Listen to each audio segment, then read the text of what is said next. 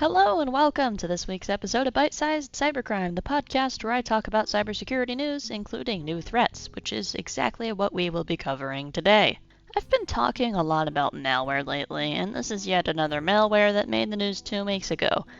Yes, my news is a bit delayed, but the story has become pretty big, so I feel the need to talk about it. Instead of targeting home routers or IoT devices, though, it targets specific files in one of the most important industries in the world. Healthcare. Since May of 2021, threat actors from North Korea have been targeting healthcare and public health organizations with a unique malware called Maui.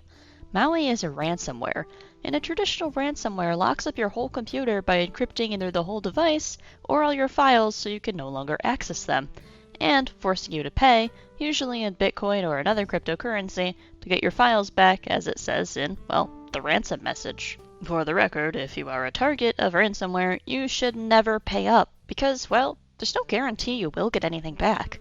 Try to back up your files on an external hard drive or the cloud, like with Google Drive or OneDrive.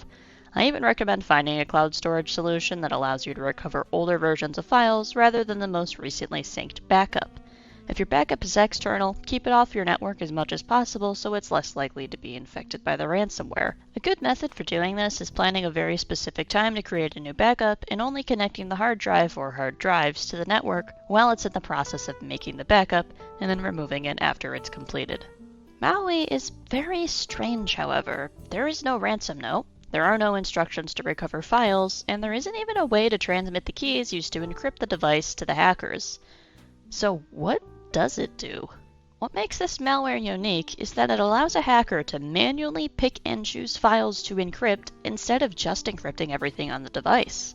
That means that only really important data can be targeted with surgical precision, and that requires a lot of skill for the operator of the malware, as well as knowledge as to what assets are important and what they are and where to find them.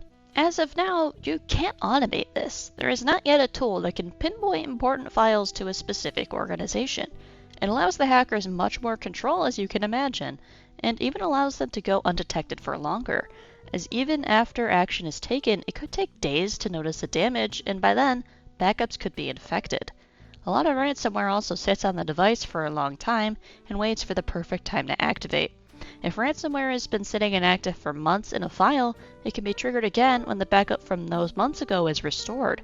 That's why it's important to be able to recover backups from a long time ago, and why ransomware can be such a dangerous threat.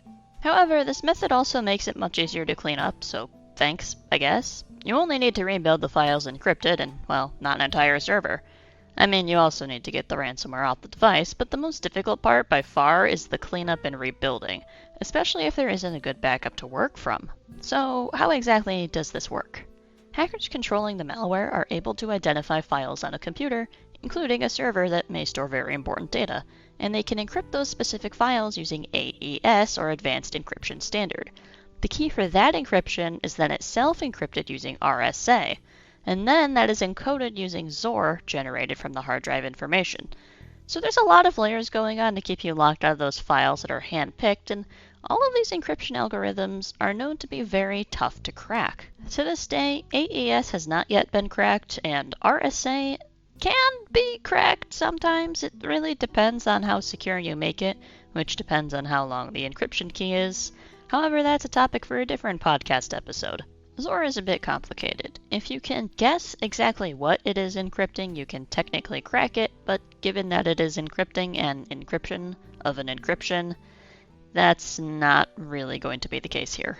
And finally, how come Maui is targeting healthcare organizations specifically? Well, there's a lot of reasons. Healthcare is financially lucrative, at least in the United States, and I can say from first-hand experience that most of the computers are old and many security practices are seriously outdated. So there's potential for a lot of money and poor cybersecurity practices, which creates a gold mine for hackers. In fact, I'd even consider targeting healthcare to be pretty low-hanging fruit. And why you would use a ransomware specifically against healthcare is because the healthcare industry puts people's lives at stake. If you can't get into patients' charts and see your appointments for the day, and you have to cancel those appointments, many including serious surgeries, you may be willing to just pay a large ransom immediately. This is not even taking into account that hospital machines are also often connected to the network and can be locked up too, like machines that take your blood pressure automatically, blood glucose monitors that send results to your digital chart. As much as I like how easy technology makes things, physically writing things down is important and still has a place, especially in a ransomware situation. And finally, healthcare information itself can be extremely valuable, given its sensitive nature. All these factors make the healthcare sector a perfect target for cyber criminals. So, is there anything that can be done about Maui? As I mentioned before, backups are crucial to recover from ransomware, but user training goes a long way. A lot of ransomware makes its way onto a network in the first place because an employee clicks a link in a spam email that downloads the ransomware onto the device. Email filters can help, but they won't catch everything. Never click on links in emails you are not specifically expecting, and if that link asks you for login credentials, do not enter them. More importantly, don't panic. Report the email and wait to hear back if it's legitimate or fake. Phishing emails often try to make you feel like you have to act immediately, as people are less likely to think rationally if they are being rushed. Unfortunately, all of these methods are preventative and won't help you if you've already been infected. But, as with healthcare, good security starts with prevention. Thank you to CISA, Bleepy Computer, ThreatPost, and Security InfoWatch for information on this new, terrifying ransomware, and thank you for tuning into this week's episode of Bite-Sized Cybercrime. My name is Chloe Tonis, and until next time, make some backups and stay secure.